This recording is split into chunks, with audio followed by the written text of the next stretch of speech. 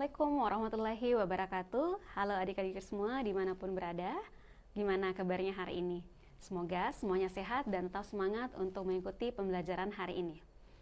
Dari hari ini kita akan berjumpa bersama Kanana dalam program Smart School Dinas Pendidikan Sulawesi Selatan, Generasi Smart Berkarakter Cerdas Ki.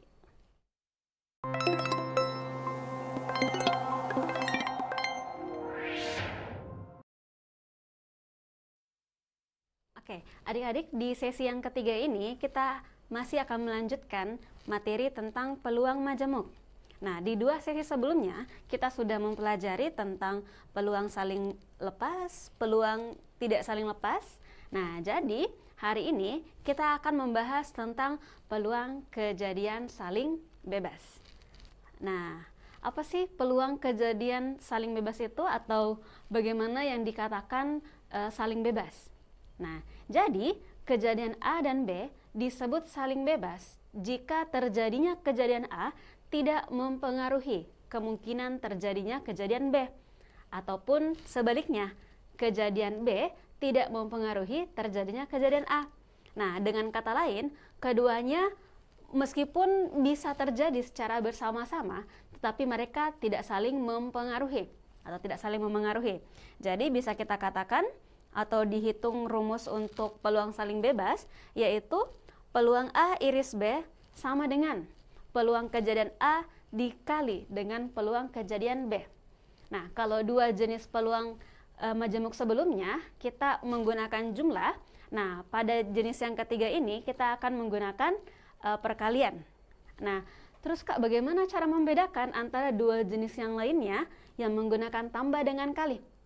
Nah, jadi kalau misalkan yang menggunakan kata penghubung atau, dia masuk ke dalam kategori peluang kejadian saling lepas atau tidak saling lepas. Nah, bedanya dari kedua itu kan bergantung dari ada tidaknya irisan. Nah, sehingga pada peluang saling bebas itu kita bisa mengidentifikasi dari kata penghubung dalam soalnya yang menggunakan kata dan. Nah, misalnya peluang kejadian A dan B. Gitu ya. Nah, untuk lebih jelasnya mari kita lihat contoh berikut ini. Nah,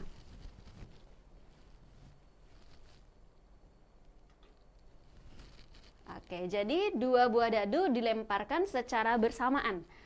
Kemudian diminta untuk menentukan peluang kejadian munculnya mata dadu genap. Nah, di sini kata penghubungnya dan jumlah mata dadu kurang dari 3.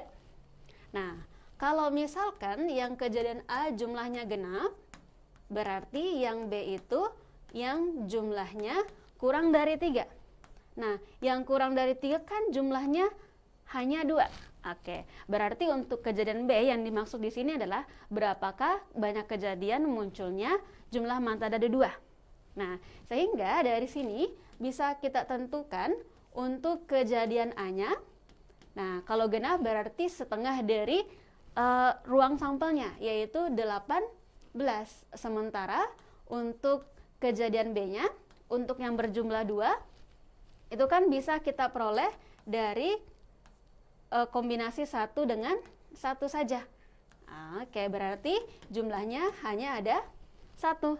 Nah, sehingga karena ini merupakan kejadian yang saling bebas, artinya tidak saling memengaruhi, berarti menghitung kejadian A dan B diperoleh dari rumus peluang kejadian A dikali dengan peluang kejadian B. Nah, berarti peluang kejadian A-nya diperoleh dari 18/36. Oke, karena untuk semestanya itu pada pelemparan dua dadu diperoleh dari 6/2 yaitu 36. Nah, kemudian kita kali dengan peluang kejadian B yaitu 1 dari 36. Nah, sampai di sini kita mendapati operasi perkalian pecahan. Nah, di mana kalau perkalian pecahan konsepnya adalah pembilang dikali dengan pembilang, penyebut dikali dengan penyebut. Nah, berarti kalau operasi seperti ini biar memudahkan kita bisa lakukan penyederhanaan di prosesnya. Yaitu kita bisa menyederhanakan dulu 18 dengan 36. Sama-sama kita bagi 18 sehingga kita peroleh 1/2. Nah, karena tidak ada lagi angka yang bisa kita sederhanakan, maka tinggal kita operasikan, yaitu 1 kali 1 sama dengan 1, kemudian 2 kali 36 sama dengan 72. Jadi total peluangnya adalah 1/72. Oke, itu untuk kejadian pada soal pertama. Oke, jadi perhatikan aja tanda penghubungnya. Karena dan berarti dia menggunakan operasi perkalian. Nah, ini tidak mesti memperhatikan ada tidaknya irisan. Gitu. Oke, selanjutnya kita melangkah ke konteks berikutnya, yakni pada soal nomor 2. Nah, di mana sebuah kotak berisi 5 bola merah, jadi boleh kita tulis di sini.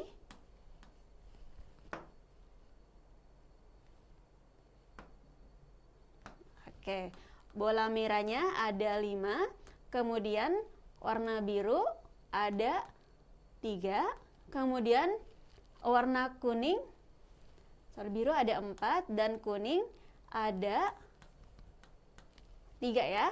Oke, kemudian tentukan peluang terambilnya 2 bola merah. Oke, jadi kejadian A-nya yaitu terambilnya bola merah. Kemudian untuk kejadian B-nya yaitu 1 bola biru. Ini tadi 2, ini bola birunya yaitu sama dengan 1. Karena dalam soalnya itu ini pengambilan 3 bola. Nah, kemudian kalau kita lihat penghubung dari soalnya, peluang terambilnya 2 bola merah dan 1 bola biru. Ingat tadi deh bahwa kalau penghubungnya dan, maka dia masuk kejadian saling bebas. Berarti nanti peluangnya kita kalikan. Nah, sehingga kita jabarkan untuk peluang kejadian A iris kejadian B, yaitu sama dengan peluang A kemudian dikali dengan peluang B. Nah, kita jabarkan peluang kejadian A. Nah, menentukan banyaknya cara memilih bola merah dari 5 bola merah yang ada itu diperoleh dari kombinasi 2 dari 5. Nah, kemudian kalau memilih bola biru berarti dia kombinasi 1 dari 4 bola biru yang ada dibagi dengan kombinasi pengambilan 3 dari total bola yang ada. Jadi total bola yang ada itu ada sebanyak 12 bola. Jadi untuk menentukan ruang sampelnya yaitu kombinasi 3 dari 12. Atau boleh kita satukan, boleh juga kita pisah. Nah, ini karena ruang sampelnya sama, jadi boleh kita tentukan seperti ini. Nah, sehingga kalau kita jabarkan berdasarkan rumus kombinasi, maka diperoleh 5 faktorial dibagi dengan 2 faktorial. Selanjutnya 5 kurang 2 yaitu 3 faktorial. Nah, kalau benar proses penjabaran dari kombinasinya, maka akan kita peroleh 2 tambah 3 yang hasilnya sama dengan 5. Nah, selanjutnya ketika ada kombinasi 1 dari N. Nah, ini bisa kita perhatikan di sini. 1 dari N atau yang berselisih 1, maka boleh langsung ambil saja yang N-nya. Oke, jadi kalau dia berselisih 1 atau 1 di sini yang diambil. Nah, berarti tidak perlu kita repot-repot untuk menjabarkan 1 per 1. Nah, sisa kita jabarkan yang kombinasi 2 dari 5. Nah, penyederhanaan faktorial, pilih yang terbesar antara pembilang dengan penyebut. Kalau diambil 3 berarti menyisahkan 5 kali 4. Kemudian 5 dengan 4 kita bagi 2, berarti diperoleh hasil 20 dibagi 2 yaitu sama dengan 10 ya. Oke, berarti sama dengan 10 dikali dengan 4. Nah, adapun untuk kombinasi 3 dari 12 bisa kita peroleh dari 12 faktorial dibagi dengan 3 faktorial dikali dengan 9 faktorial. Nah, dengan cara menyederhanakan yang sama, yaitu 12 dengan 9, kita peroleh 12 kali 11 dikali dengan 10. Nah, kemudian 3, kalau 3 faktorial kita jabarkan, kita akan memperoleh hasil yaitu 3 kali 2. Oke, sehingga kalau 12 kali 11 kali 10 dibagi dengan 6, kita akan peroleh di sini hasilnya yaitu 2. Nah, sehingga bentuk sederhana untuk ruas kanannya itu bisa kita peroleh yaitu ya, tadi hasilnya 10 dikali dengan 4, kemudian kita bagi dengan 2 kali 11 dikali dengan 10. Nah, pas bagian sini adik-adik tidak perlu untuk menyederhanakan dulu bentuknya, karena bisa kita lakukan penyederhanaan pada bagian prosesnya, yaitu dengan sistem coret-coret ya. Maka dari bentuk ini 10 dengan 10 bisa kita coret masing-masing 1. Kemudian 4 dengan 2 juga bisa kita coret, sehingga kita peroleh hasil yaitu 2. Sehingga bentuk sederhananya kita peroleh yaitu 2/11. Jadi 2/11 adalah peluang untuk terambilnya 2 bola merah dan 1 bola biru. Oke, semoga untuk konteks yang kedua ini bisa dimengerti ya adik-adik semua. Oke, nah selanjutnya kita melangkah pada contoh soal yang ketiga. Nah, dengan konteks yang berbeda.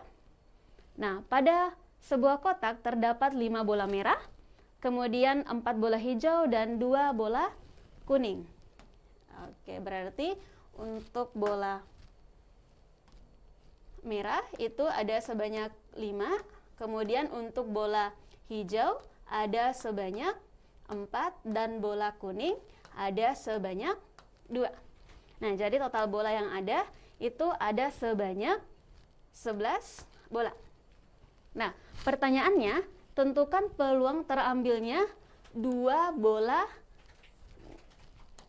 dengan berwarna berbeda. Nah, ini contoh soal yang berbeda dari sebelumnya. Nah, jadi kalau misalkan ada soal yang terkesan ambigu dari segi pertanyaannya, seperti 2 bola dengan berwarna berbeda. Nah, logikanya kalau 2 bola berwarna berbeda, itu kan kita akan peroleh dari beberapa kemungkinan.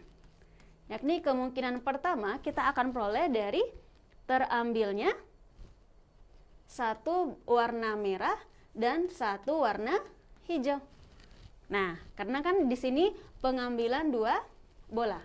Berikutnya, kemungkinan yang kedua kita bisa peroleh dari 1 merah dan 1 kuning. Nah, berikutnya kita juga masih bisa memperoleh 2 warna berbeda dari 1 hijau dan juga 1 kuning. Oke, nah karena rasa itu aja untuk kemungkinannya, sehingga untuk menentukan masing-masing peluangnya tinggal kita jabarkan dulu berapa masing-masing kemungkinan kejadian pertama, kedua, dan ketiga. Nah, karena ini merupakan kejadian saling bebas, berarti menentukan kejadiannya yaitu sama dengan, ini bisa kita tulis NK1. Nah, karena ini terdiri dari kejadian A dan kejadian B. Oke, berarti untuk kemungkinan yang pertama kita peroleh dari kombinasi 1 dari warna merah ada 5, berarti 1 dari 5, kemudian dikalikan, karena ini saling bebas, dikalikan dengan kombinasi 1 dari 4, karena warna hijaunya ada 4 ya.